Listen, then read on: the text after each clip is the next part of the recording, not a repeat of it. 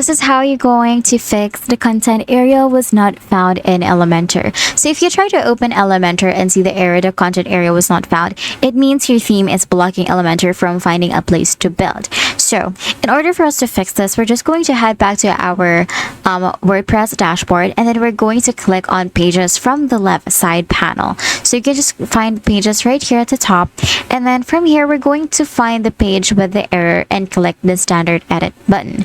So we're going to click on, for example, this About Us page. Going to click on that, and then we're going to click on the More Options button. So you're just going to hover your mouse over this, and then you're going to click on More Options, and then from here you're going to click on Edit with WordPress. Now clicking on that will take you to this page. I'm sorry, you will be taken to this page. Now you will be able to see this right hand sidebar, and then from here you will be able to see this template section right here. So you will be able to see that this says default template in the blue text. So this is actually clickable. So you're just going to click on that.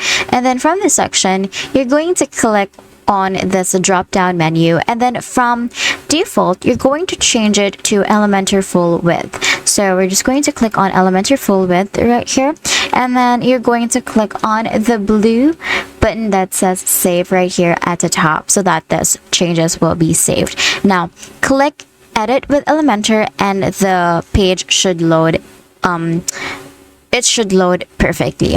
And that's it. That is how you're going to fix the content area was not found in Elementor. If this video helped you, please don't forget to like the video and subscribe to the channel for more videos like this.